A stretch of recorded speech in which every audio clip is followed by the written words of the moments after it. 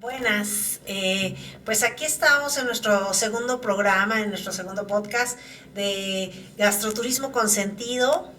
La verdad es que estamos en unas fechas muy festivas nosotros, porque bueno, pues todavía hoy se levanta ya la ofrenda del Día de Muertos y bueno, pues una semana de locura. La semana pasada hablamos del Chantolo y pues ahora tenemos a nuestras invitadas, a la chef Yolivi López y a la doctora Alondra Domínguez, que pues justamente vamos a platicar de esta riquísima tarde, de lo que se come alrededor de los dulces y la gastronomía y todo lo que ponemos, pero aparte que también se come y cómo se hace en estos altares y pues en estas fechas, ¿no? Que son fechas de Día de Muertos. Hoy se recoge lo que es el altar. Bueno, en muchas partes desde el día de ayer que estaba ya empezando a recoger ya a medianoche, pero bueno, todos estos días pues hubo mucha comida. Platicaba yo con algunas personas y comimos muchos tamales y bueno, para eso estamos aquí con la doctora Alondra Domínguez, que vamos a darle la bienvenida. Y bueno, platícanos cuál es el origen de todo esto de las ofrendas. Bueno, Angélica, buenas noches. Además, gracias por la invitación. Igualmente, bueno, saludo aquí a quien sabe de gastronomía, yo no, y a todos los radioescuchas. Y bueno, vamos a ver aquí un poquito, es como mitos y verdades, ¿no? Cuando hablamos de un rasgo de la mexicanidad, en especial que está contemplado por la UNESCO como patrimonio inmaterial, lo que es la festividad de Día de Muertos, crece mucho de leyenda rosa, vamos a decir así, y no es porque el origen no sea rosa, es que es interesante. Pero primeramente, una cosa que tenemos que decir. A veces cuando se habla del Chantolo, cuando se hacen documentales del Chantolo, cuando se habla de la festividad del 1 y 2 de noviembre, se nos viene la idea de que el culto a los muertos, que los altares y que las ofrendas son únicamente mexicanos, y eso es totalmente falso. El culto a los muertos, el ofrendarle a deidades de la muerte y el ofrendarle a nuestros difuntos, es una costumbre compartida en todas las culturas del mundo antiguo. Así es. La particularidad es el cómo. ¿Qué nos hace, no? ¿Qué nos hace diferentes? Bueno, en México, conforme esta festividad se ha ido transformando e enriqueciendo de diferentes, vamos a poner así, innovaciones según la época, pues ha dado más color, olores.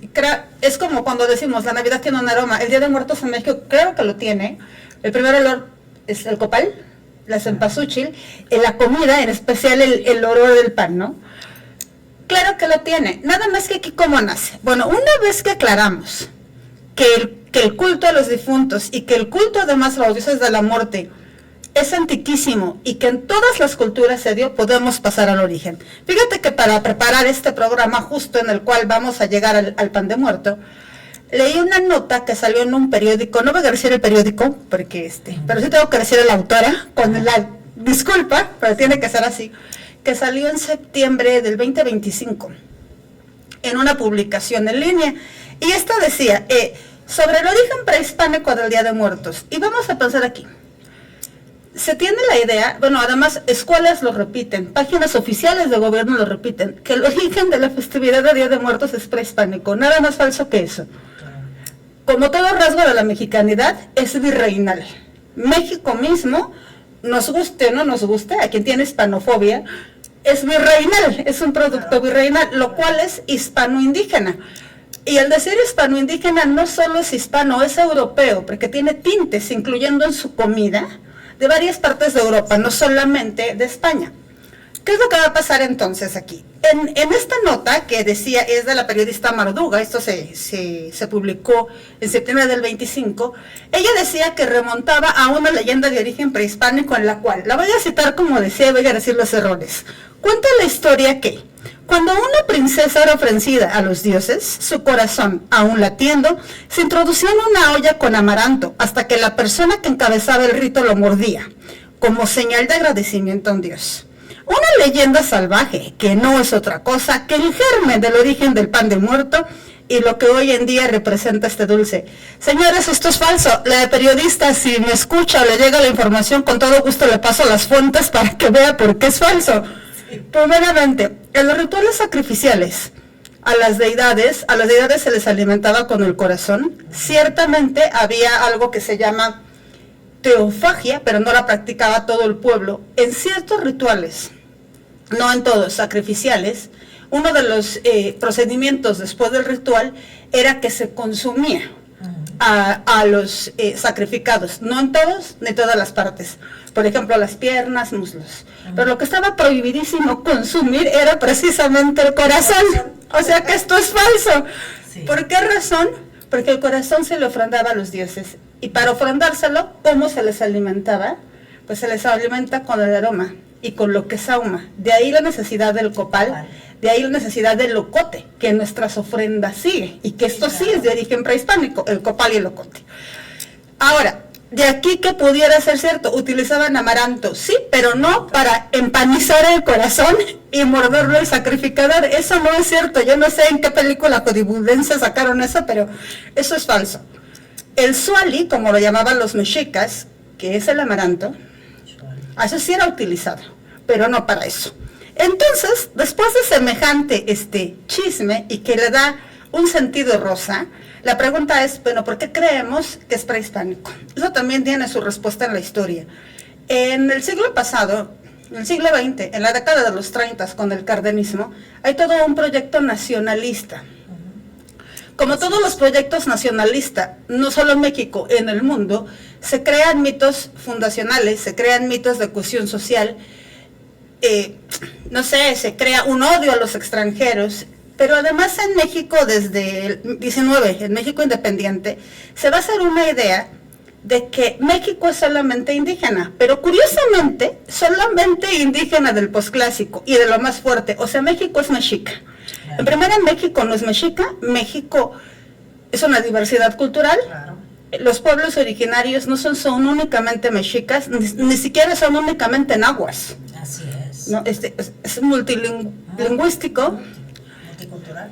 Y entre ellos además eran enemigos. Pero además, punto y aparte de eso, se va a pensar en los rasgos como si todos hubieran creído en la época prehispánica en el Mictlán. Eso no es cierto. O sea, el Mictlán es el nombre del inframundo para los nahuas. Pero, por ejemplo, para los mecas es otro nombre, va cambiando, ¿no? Va cambiando y el matiz con el cual se le ritualiza, aunque hay generalidades que compartían todos, esos matices también existieron. ¿Qué pasaba entonces? En este proyecto del cardenismo se crea esta imagen de México es el pasado indígena y los símbolos de mexicanidad, entre ellos la festividad de Día de Muertos, tiene su origen en lo que es indígena y 300 años del virreinato. Claro. O sea, ¿los borramos? No. Aunque nos da hispanofobia, yo les digo, ¿cuál es la lengua que hablamos los mestizos? Claro. Es castellano. No, aparte es una riqueza, esta fusión es una riqueza, que es lo que ahora somos, ¿no? Entonces, no podemos decir que todo partió de una sola semilla, ¿no? Exacto, no tienes, y además es como, o sea, ¿cómo vamos a borrarlo? ¿Les puede gustar o no gustar? Pero simplemente les digo, a ver, ¿qué platillo es típico? No en Día de Muertos, en algunas ofrendas sí, pozole. Bueno, el pozole que nos comemos tiene carne de puerco. El pozole en su origen del centro mexica tenía carne humana. Sí, de hecho se ha transformado a lo largo de la historia a raíz de la conquista. Todo eso, la carne y todo, lo veían como malo, o sea, lo que yo tengo entendido es que se veía como algo grotesco cuando entró la Iglesia Católica. Entonces, ¿qué lo cambiaron? Lo cambiaron por productos que ellos mismos trajeron a nuestro mundo. Y así como nosotros también regalamos muchos productos al mundo, ellos también trajeron su cultura y sus productos aquí. Y que además aquí yo invito, partiendo aquí de el especialista en gastronomía, a decir, no ellos trajeron, porque nosotros somos productos de ellos y de los indígenas. O sea, ya no existe tal ellos, porque esos españoles son de hace 500 años. Los pueblos originarios, ni siquiera los pueblos originarios de hoy son exactamente lo mismo que hace 500 años. ¿Por qué razón? Porque la mayoría son cristianos. con muchos de mesoamericanos, sí, pero la mayoría pone altares con cruces, Claro. con santos católicos, se bautisma, peregrina a las iglesias de los montes, en los cuales claro que hay una reminiscencia prehispánica, pero al decir católico estoy diciendo europeo. Sí, así es. ¿Qué pasa entonces con lo que sí es? Bueno, después de que ya dije cómo salió el chisme de que esto era solamente prehispánico, ya vimos que no. Ahora sí, vámonos. ¿Qué pasaba en la época prehispánica? De manera rápida. Vamos a poner el ejemplo de la cultura que más tributó a lo que es el Día de Muertos del lado de Mesoamérica. Ahora nos vamos con el lado de Europa. Pues por la influencia y precisamente por este programa de aztequismo disfrazado, aztecas éramos todos, eso no es cierto, pero pasado de ahí, pues la que más tributa son los mexicas. Además de que es la última la que está, y además como es la primera que se conquista y es la que tenía sometidos a todos, si conquistas al poderoso, pues todos los demás caen como dominó eventualmente. Sí. ¿Qué va a suceder? Los mexicas tenían, según los investigadores, según las fuentes propiamente Durán y Sagún, podemos contabilizar de 5 hasta 7 fiestas de días de muertos. Pero no únicamente a los muertos, o sea, sino dentro de todo lo que se festejaba, a los muertos. De estas, 2 en particular, por el tiempo lo recorto, son de las que tenemos un poquito más en nuestra festividad. Porque, para empezar, y esto sí, toda la gente que nos invita hoy, los mexicas no creían que el espíritu se iba al Mictlán. Primeramente, no había un concepto de espíritu, el espíritu es una concepción meramente judio-cristiana. No había concepto de espíritu.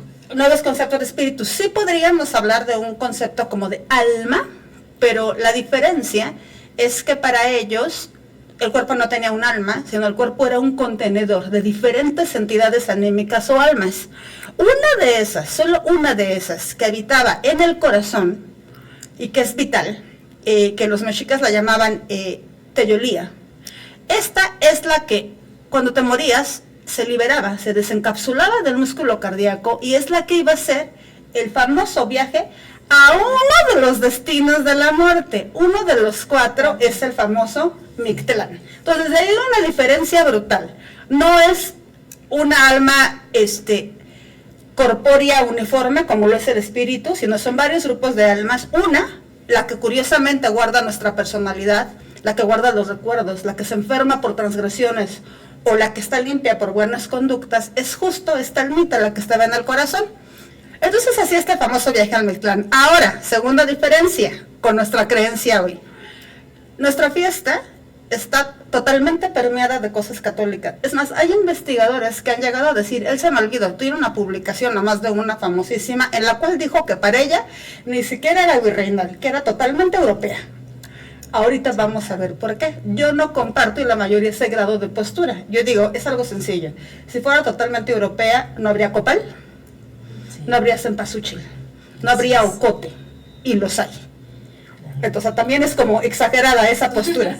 ¿Qué es lo que pasa en este caso?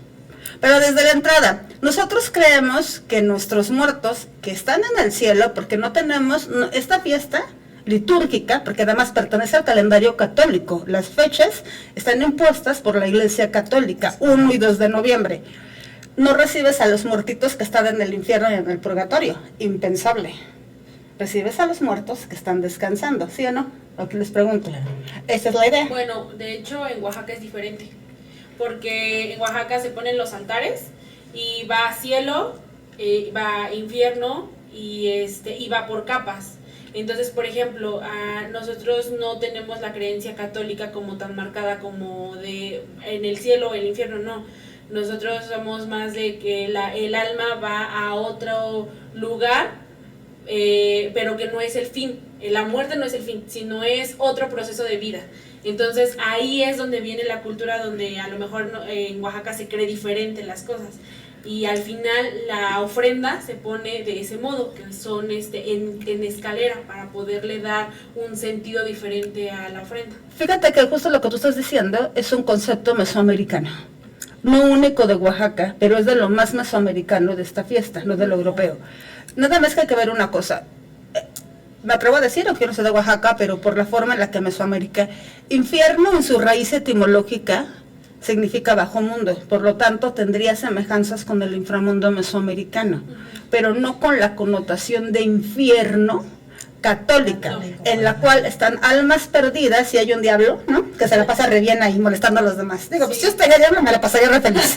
Pero bueno, la cosa es que bajo precisamente bajo el ejemplo que nos acaba de poner, ahí viene, si lo conceptualizaran como el infierno cristiano como tal, no estaría, porque se supone que los que regresan son los que están descansando. Y si acaso, según las regiones, ahora es mucho en el centro, las ofrendas se ponen desde el 27 hasta el 2. Y uno de los días antes del 31 es precisamente para las almas de los que están que murieron de manera violenta, no los recuerdan ni que hay que purificarlos. Pero hay algo prohibido que sea en el infierno cristiano, no en el infierno que es el inframundo mesoamericano. Ese sí, porque en Mesoamérica, antes de la conquista, gracias a los dioses, eso de los infiernos católicos no existía. Eso de los diablos tampoco existía. Eso es una onda muy judeocristiana. Y entonces, al punto al que voy, el destino, nosotros estos muertos que esperamos, el destino de los espíritus está definido por tu conducta. De ahí la creencia católica de si te portas bien, te vas al cielo, si te portas mal, si te vas al infierno. Si eres un bebé, un niño que no alcanzó a nacer, estás en el limbo, ¿no? Si tienes que pasar, pues no fuiste tan malo, pero te portaste medio mal, estás en el purgatorio. Eso no tiene nada que ver con la cultura prehispánica. O sea, el destino de este teyolía, de esta almita, estaba marcado por la forma en la que moriste. No tenía nada que ver con tu conducta. No, de hecho, ahí, bueno, en el grupo que nosotros de Oaxaca, se cree que es más bien, o sea, te vas por el hecho en cómo moriste. Si tú, por ejemplo, eres un guerrero en ese entonces, ¿no? Te vas a cierto lugar, si eres una madre que murió en el parto también, o sea, cosas así, y así se cree también hasta el día de hoy en Oaxaca. O sea, no es como tal una iglesia católica que te pinta las cosas, sino ellos todavía creen en esa parte. Claro, porque hay esa reminiscencia, por eso es lo que insisto a partir de este ejemplo, que tampoco comparto la postura como la de Malvido, que es completamente católica. Dije, no es cierto. O sea, hay un montón de cosas que gritan Mesoamérica, que es una fusión. Entonces, ¿qué pasa aquí? Bueno, para los mexicas, que es donde más tributan a esta fiesta, aunque existen en todas partes, por ejemplo, yo soy mayista de formación y como investigadora soy mayista. Allá en Adalía es el canal Picchán, ¿no? Se llama así la fiesta, la festividad de muertos. Pero en esta que tenemos, la que más se comparte es la del centro. ¿Cuáles eran los destinos? Tal y como dijo aquí nuestra especialista en gastronomía, es ¿quiénes se iban a la Casa del Sol? O sea, a la Casa del Sol se iban los guerreros, que eran los mochipocludos, es una élite. Se iban los guerreros muertos en combate, se iban también las mujeres muertas en parto, porque el parto era visto precisamente como una guerra, y es que lo es, las mujeres estamos entre la vida y la muerte ahí. Y entonces y estos se iban al sol, o se iban bien los que morían de la manera más honorable que existía, que es por sacrificio humano. Los que se morían con algo que tenían que ver con el agua, ahogados o como de gota, porque tenía que ver con el agua, se iban al Tlaloacán, ¿no? En el centro. Si eras un bebé que se murió, pues te ibas al árbol nodriza, a un paraíso en el cual te iban a estar amamantando por la eternidad. Y iban a... tenía entendido que revivió, o sea, los mandaban otra vez como de regreso, ¿no? Para revivir o algo así, ¿no? Ahorita vamos a ver, eso solamente si vas al Mictlán. Y todos los demás, los que se morían de vejez, como simples mortales que somos la gran mayoría, entonces esos son los que iban al Mictlán, al famosísimo Mictlán, que es a donde se dirigen, ¿no? Las festividades hoy a donde parten. Hay todos al Mictlán, pues en el cual residían los señores de la muerte, que son Mictlatecutli y Mictlatecíhuatl, entre los nahuas. Y aquí sí una invitación para todos. La concepción cristiana de la muerte como lo peor, no tiene que ver nada con la costumbre mesoamericana prehispánica. Hay gente que me ha preguntado a mí en alguna otra entrevista o conferencia, ¿no? Cuando hablo de sacrificio humano. Pero es que fueran felices, no. O sea, la muerte duele, pero el concepto que tienes es distinto. Sí, claro. ¿Por qué es distinto? Porque el principio máximo de Mesoamérica, máximo es la muerte genera vida.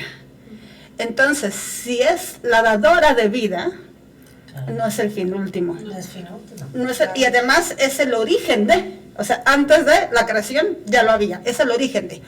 Oye, pero aparte es bien interesante porque también en esta, o sea, en estas fechas, y bueno, ahorita que platicabas de otros tiempos, todos está también, o sea, tenemos un nuevo concepto de todo esto, y yo hace poco platicaba con algunos alumnos que tenemos, porque pues pusieron sus altares, y les decía, qué bonito es empezar con otra historia, de que tú tenías un concepto de la muerte, o lo tienes muy, ahí se acaba todo, ¿no? Y tienes una esperanza, ¿no? Como te lo dicen en la religión cristiana, pero cuando tienes esta renovación o esta neocultura que se está haciendo ahorita, que realmente déjame decirte que es muy importante porque atrae a mucha gente, o sea, turísticamente es importantísimo. O sea, ahorita tuvimos la oportunidad de estar en la Ciudad de México, bueno, o sea, era muchísimo extranjero viendo lo que había en la Ciudad de México, en el Zócalo.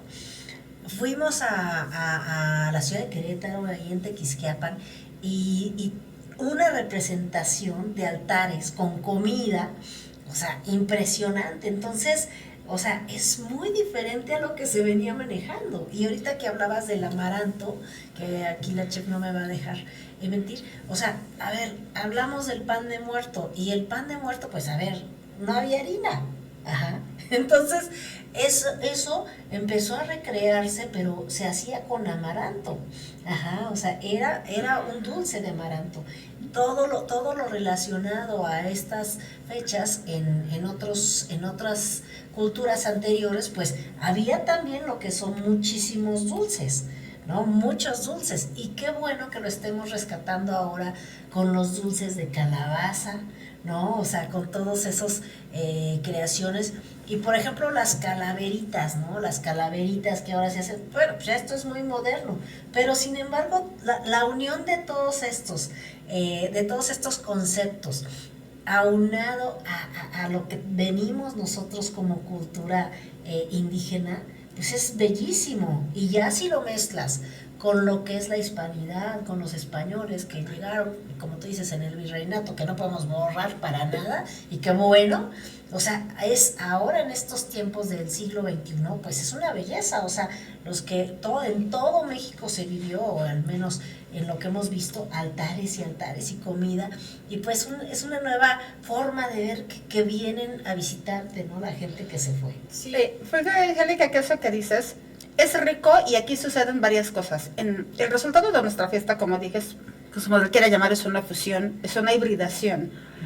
Y seguramente se va a seguir modificando con el tiempo. La cultura todo el tiempo se está modificando, es algo dinámico. Sin embargo, aquí sí me gustaría, aprovechando el espacio, invitar a lo siguiente. Algo que han señalado muchísimos antropólogos y especialistas precisamente en estudiar la festividad del Día de Muertos es...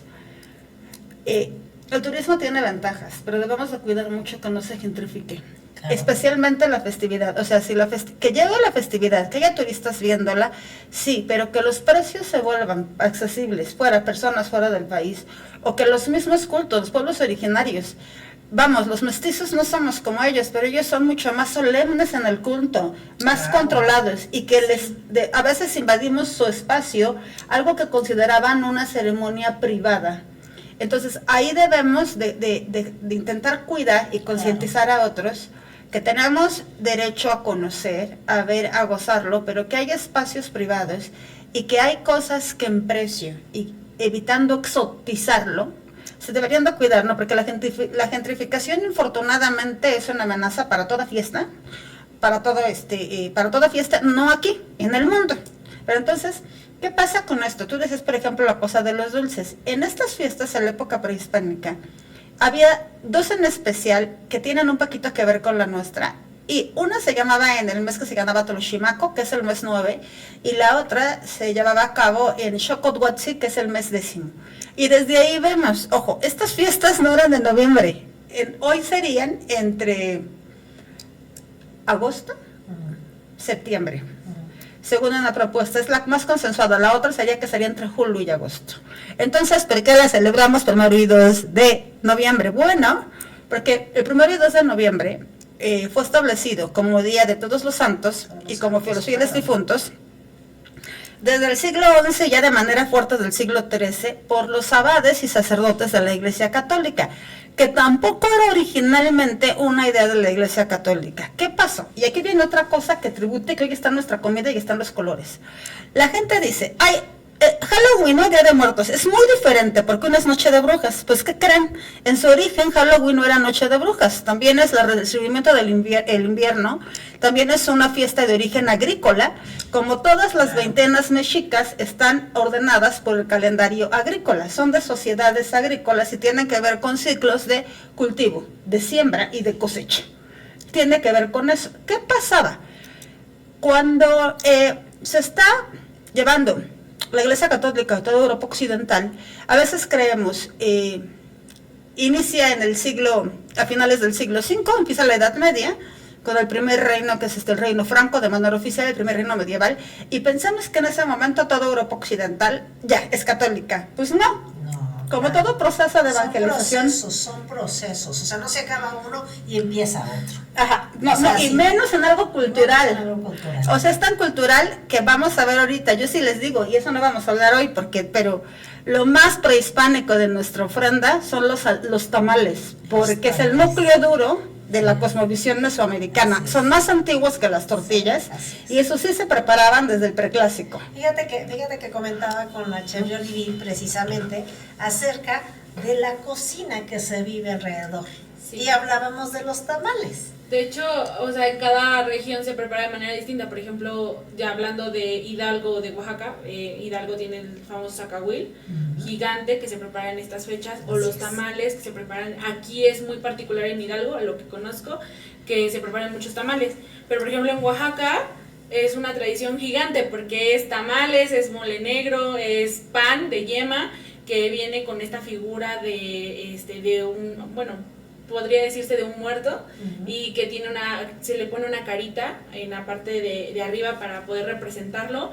Y también el famoso cempasúchil, que es el morado, ¿no? Que es como una nube gigante así de aterciopelada, y el cempasúchil que nosotros conocemos, ¿no? Y ahí la fiesta es completamente distinta, porque tú vas a las tumbas a comer ahí con tu muerto, a recibirlo, y obviamente después lo despides con estos famosos copal que prendes al final para poderlo guiar a su destino, ¿no? Después viene la parte de la fiesta de comer y todo eso, pues porque representas esa parte de estar socializado o familiarizado con estas personas que ya no están con nosotros, pero que en mi cultura por lo menos no se ve que como que moriste, sino como que llegaste a otras, trascendiste, o llegaste a algo más, ¿no? Que sigue después de la muerte, sigue vida. Sí, sí. La verdad es que, bueno, todo lo que vimos esta semana, por ejemplo, aquí hablábamos la semana pasada de precisamente el Chantolo en la Huasteca, o sea, son cosas que ahora se viven, y tú lo comentabas, es que, a ver, puede ser solemne en unas familias, o puede ser solemne en unas culturas, sí, pero ahora, o sea, a ver, hay que festejarlo y hay que verlo, y aparte hasta de una manera económica. O sea, tú sabes cuánto se vende ahorita de pan de muerto en las panaderías. O sea, es impresionante. O sea, de hecho, ahorita esta es la festividad que más se vende pan en todas las panaderías. Me parece que son 10,000 millones de panes que se hacen. Más aparte, la siguiente, que es la de ¿cómo se llama? De Rosca de Reyes, ¿no? Entonces dices, wow, pero no nada más ahora fue eso, sino todo alrededor, toda la comida, porque efectivamente, como lo decías, tamales. Hoy platicaba yo con una persona que venía de un pueblo de por allá de Agua Blanca, de esta zona que está para un poquito de la Huasteca, bueno, está antes, y me decía, comí muchísimo, todo fue comer, comer y comer, ¿no? Y pues, ¿qué se come? Precisamente cosas que nuestros abuelos, nuestros bisabuelos tienen y hacen de generaciones en generaciones, ¿no? De generaciones, y que llevan, así como esto, que llevan, digamos, partículas de sabiduría ancestral, como lo es un tamal. En el caso, por ejemplo, del pan, ¿qué sucedía? ¿Qué sucede? Que es hacia donde vamos con el pan o con las famosas calaveritas de azúcar, que son como símbolos muy emblemáticos de nuestra fiesta. Lo que pasó es que cuando estas fiestas formaron parte del calendario litúrgico que fue para el siglo XIII, primeramente Todos los Santos, y que era inicialmente hecho para honrar a los mártires de los primeros años del cristianismo, ¿qué sucedió? No había un día para eso, y la intención de ponerlo fue la intención para que los celtas dejaran de celebrar la noche de Samhain, que la noche de Samhain en inglés antiguo se dice All Hallows Eve, en inglés moderno se dice All Saints Day, pero All Hallows Eve es la palabra que dio origen al término Halloween. Así que Halloween en su origen significa la víspera de la noche de todos los santos. Claro. Bueno, es lo que significa. O sea, lo que decías desde un principio, Alondra, que efectivamente en todas las culturas siempre, o sea, siempre se ha habido cosas alrededor, o sea, tan solo pues los vikingos, ¿no? O sea, todo. Entonces, para muchos es una celebración, porque todavía, como ahorita lo decía la chef Jollibee, vas a trascender en otro, ¿no? En otra etapa o en otro plano, ¿no? Entonces, la verdad es que es muy interesante. Y volvemos, o sea, ¿qué se come en estas ofrendas, chef? O sea, ¿qué venimos viendo? Pues, o sea, vemos la parte obviamente aromática, que es el cempasúchil, el copal, el locote, ahí en Oaxaca huele riquísimo el locote. Luego vemos la parte de la comida, si lo ponemos como ejemplo aquí en Hidalgo, es los tamales, es el pulque, también igual ponen algunas otras preparaciones de aquí de Hidalgo, pero por ejemplo en Oaxaca es el chocolate de agua, el mezcal, también tenemos tamales, mole negro, lo que es la calabaza en dulce, y a nosotros en particular nos encanta muchísimo la parte de llenar todo o sea, mesas gigantes de esto que nuestros muertos les gustaba, y chayotes con miel. O sea, a lo mejor aquí no está tan acostumbrado, pero allá sí. Y ahí la fiesta depende del año en que murió, es el color que se viste la mesa. Entonces, por ejemplo, el primer año es morado todo, porque es el primer año que... Es el luto. Ajá. Y ya los demás años ya cambian los colores con respecto a qué es lo que a quién se está representando esa ofrenda. Oye, es que es como ahorita las diferentes formas del pan de muerto, que sí. Bueno, nosotros antes veíamos solamente el pan de muerto como era en las panaderías, ¿no? Azuquita, su harina, y ahora ya es de chocolate, relleno de nata, de cajeta, ahora... ¿Cuántos tipos de pan de muerto? Muchísimos, pero aparte de todo, o sea, tiene un sentido, porque es redondo, porque significa el ciclo de la vida. El ciclo de la vida. Tiene los huesitos, porque representa los huesos de un difunto. Y la parte de arriba es como que sería el cráneo, ¿no? De esta parte. Pero al final de cuentas también el azúcar tiene un sentido, que yo ahí sí no lo entiendo muy bien, porque significa, bueno, yo lo que veía es que significaba o lágrimas, o la dulzura de la vida, pero pues todavía como que tengo esa duda. Es que aquí viene la mezcla, y precisamente es donde se encuentra el pan de muerto, o sea, pues es de lo más europeo que podemos tener, claro. Y hay que apreciarlo y aceptarlo también así. ¿Qué pasó? En estas fiestas que yo les comentaba, que se incluyeron en el calendario católico, con base en la necesidad de evangelizar a los celtas, y de ahí pues no les quedó otra, cuando no puedes con el enemigo, únete a él. No nada más pasó en el territorio celta, así son los procesos de evangelización, así claro. Fue la Nueva España. Claro. Si tenemos posadas, si tenemos pastorelas, si tenemos una festividad de muertos, porque las fechas son totalmente cristianas, pero los pueblos originarios las asimilaron, las reinterpretaron a su manera y lo volvieron mesoamericano, y se creó algo distinto. ¿Qué pasa entonces con el pan? Otra vez, hay quien dice hoy, en esta nota que les leí, es que si vemos hay unos pan de muerto que además de los que describieron ahorita son como en forma de cuerpos de niños, pero no tienen cabeza y tienen azúcar rosa, y los venden en los atrios de las iglesias, o sea, sales afuera y la gente, sí. son muy económicos, junto con las botanas que son las redondas que mencionan. ¿Qué pasa? Y hay quien dice, es que es una reminiscencia de la sangre sacrificial. A ver, o sea, puede ser si sobreinterpretamos y... A ver, ¿qué dice la evidencia histórica? La evidencia histórica dice que a partir de que estas fiestas estuvieron fuertes para el siglo XIII, lo que se hizo, propiamente, en especial, en 3 reinos de la edad medievales, pero en especial 2, bueno, uno, y obviamente, pues haber sido España la conquistadora, el reino español es el que lleva más fuerte, pero el reino de León, el reino de Aragón, el reino de Castilla, pero también en Italia, ¿no? ¿Qué pasaba ahí? Cuando se llevaba a cabo esta fiesta de Todos los Santos, que era 1 de noviembre, se iban a venerar las reliquias. Entonces, pues toda la gente quiere una reliquia, sí, pero no te puedes llevar la reliquia del santo o la reliquia del mártir. Entonces empezaron a crear una forma de pan y una forma de dulce que representaba las canalillas, que representaba el cuerpo o que representaba un objeto asociado con el santo. Estos se vendían afuera de las iglesias, en las plazas, y se llevaban a bendecir a la iglesia. Una vez que pasaba toda la solemnidad de la iglesia, la gente se llevaba este pan, y también eran llamados dulces, a su casa, y aquellos que tenían efigies de esos santos se los ponían como ofrenda. Eso es antes, o sea, lo que quiero decir es que cuando llega aquí la conquista ya llegan con esta idea de que se pone el pan y de que se pone este azúcar.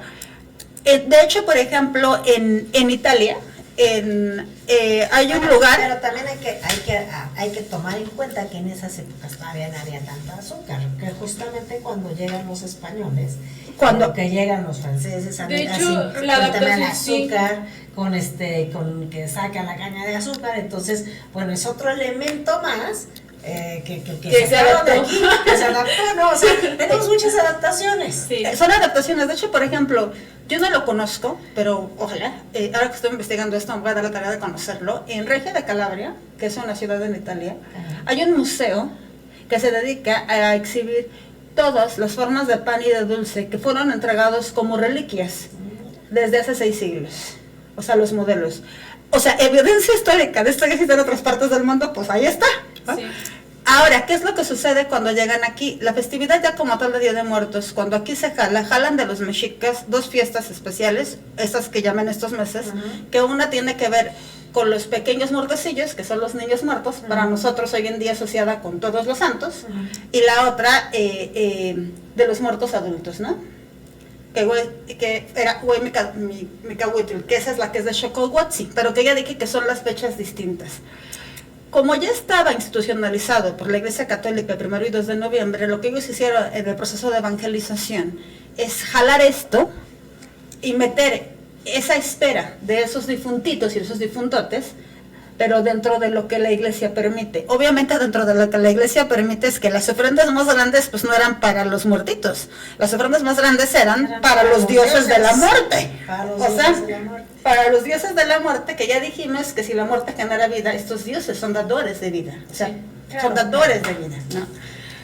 Pero se radica. Es muy complejo, es muy complejo entender.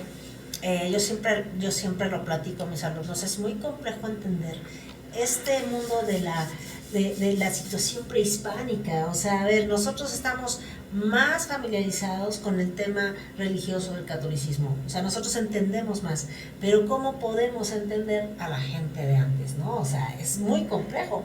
Sin embargo, bueno, este es un modo de entender, porque efectivamente se unieron 2 maneras de pensar súper diferentes. Y después de 5 siglos que tenemos ya, que estamos de alguna manera ya en otro mundo, en un siglo XXI, pues también ahorita es tratar de entenderlo, ¿no? O sea, tratar de entenderlo y qué rico que lo hagamos mediante comida, mediante, no sé, algunas situaciones o mediante platillos exquisitos, ¿no? O sea, la verdad es que tratar de entender esto y de imaginártelo, o sea, realmente es totalmente otra nuevo modo de verlo, ¿no? Es una nueva asimilación, y además, por ejemplo, tú ahorita dijiste 2 cosas. De entrada es hispano-indígena, pero al decir hispano es europeo, y la Iglesia Católica en su proceso de evangelización, así como tuvo que meter los días 1 y 2 de noviembre, porque fue por eso,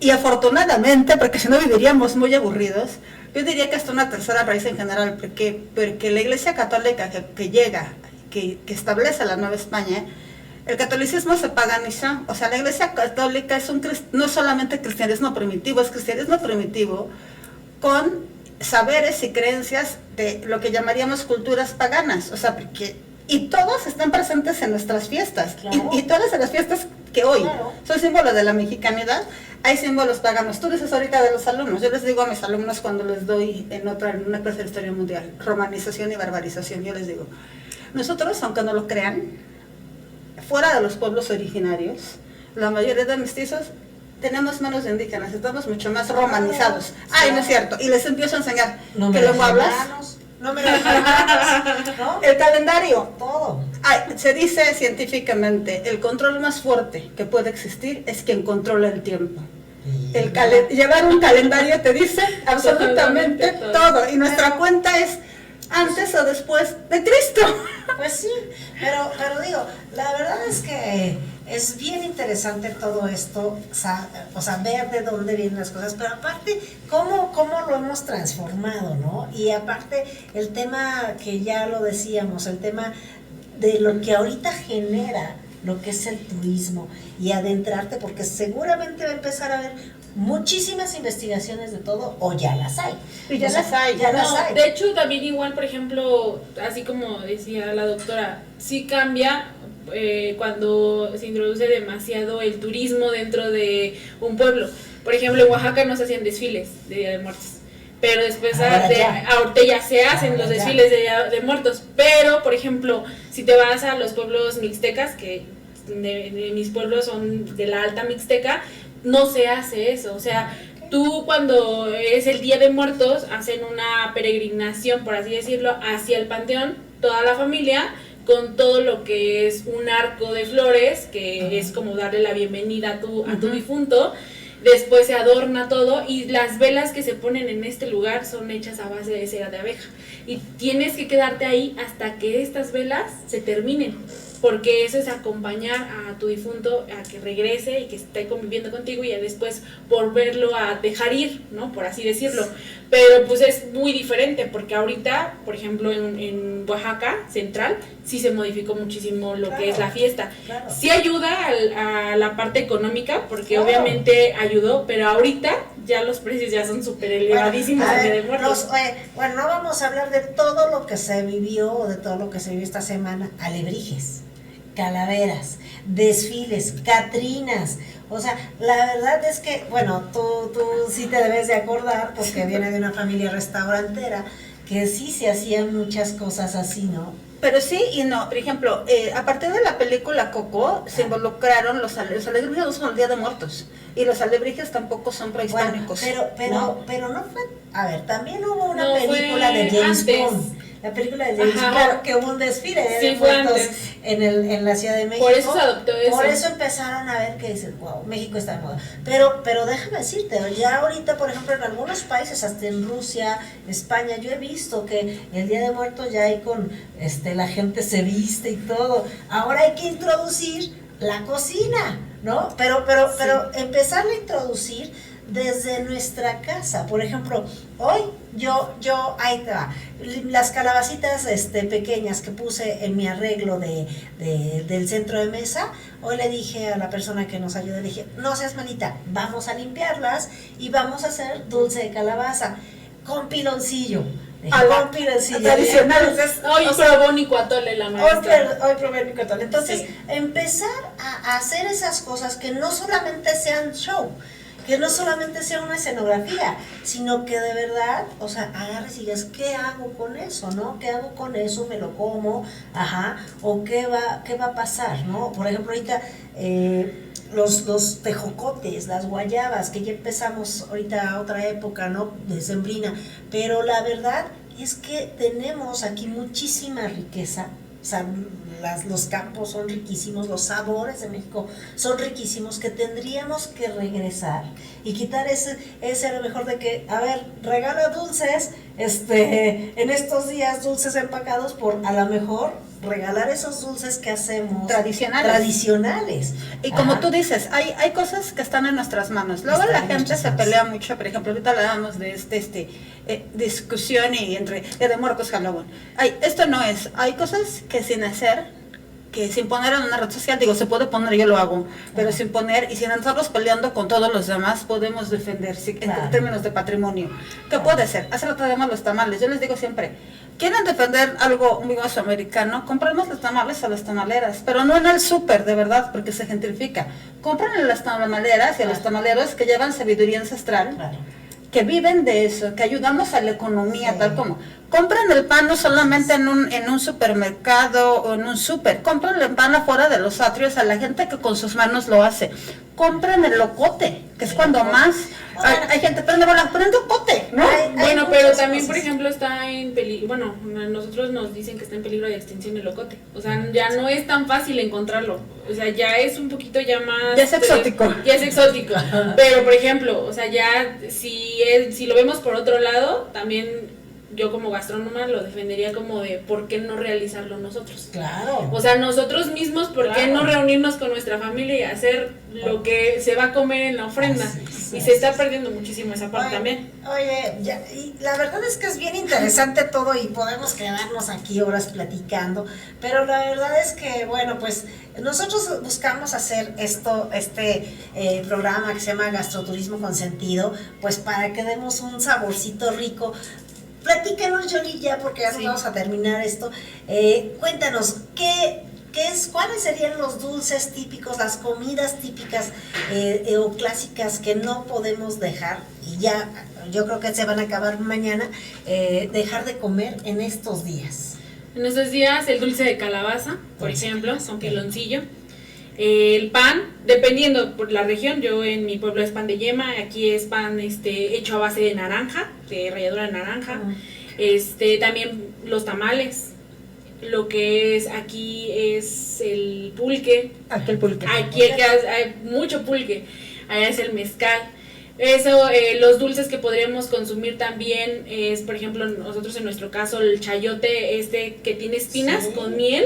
Se los recomiendo muchísimo. Pero sin espinas, lo comemos no, sin espinas. sin espinas, obviamente. Bien pelado, pero hervido y obviamente con su mielecita.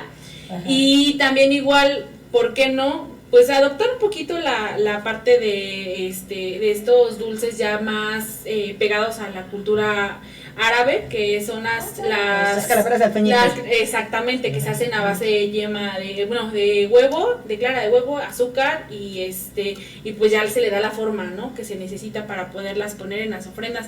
Entonces, yo se los recomiendo muchísimo que eso lo consumamos y que lo hagamos también, lo podemos hacer en casa. Claro. Y si me permiten, las de alfeñique o las de azúcar, porque en su origen en el virreinato las de alfeñique solamente eran accesibles para las élites, porque es una técnica árabe traída por España y eran muy caras. Y luego la gente, ya los más iguales, la mayoría, se puso a hacer imitaciones que eran en moldes de barro, que son las calaveritas de azúcar, ¿no? Simples. Y otro elemento que la compañera dijo todo, es importantísimo en una ofrenda, el cacao. El chocolate. Y de entrada si lo quieren hacer más indígena, cacao, porque el chocolate ya está procesado, el cacao. ¿No? Sí, de hecho ahí es chocolate en agua, pero sí se parte desde cacao, o sea, se tuesta, se muele todo y ya después se hace este chocolate en agua, que en particular a mí no me gustaba, pero ahora en estos últimos años es delicioso. Pues la verdad es que ¿qué podemos más decir? Tendríamos ahora sí que horas y horas para platicar aquí con mi querida Alondra, con mi querida Yoli, que somos personas que amamos nuestro país, que amamos nuestra región y que buscamos cómo generar estas sinergias aquí en Gastroturismo con Sentido. Y pues bueno, esta es una segunda emisión que bueno, pues buscamos ahora sí que toda la magia de la cocina, creando todo el arte de la cocina, creando magia con el turismo, y pues creo que lo estamos logrando en nuestro país, lo estamos haciendo muy bien, y bueno, pues la verdad es que yo les agradezco muchísimo, Alondra, muchísimo, Yoli, que seguramente tendremos más charlas así, porque la verdad al público le interesa muchísimo saber de estos temas, y pues les agradezco muchísimo su tiempo en este programa de Turismo con Sentido, y pues nos vemos en la próxima. siempre eres bienvenida y tu plática es exquisita. También, Chef Yolivi, para que Muchas nos pases muchas recetas de todo lo que podemos comer en las fiestas. Vendrá la Navidad y el pan de muerto, la rosca de Reyes, que ya empezamos a oler a Navidad, ¿verdad? No, que vendrá la Navidad y en eso igual a defensa de nuestras posadas y de las pastorelas. Sí, Sí, claro que sí. de hecho, sí. Se tienen que volver a hacer. Tienes mucha razón. Pues buenas noches y hasta pronto.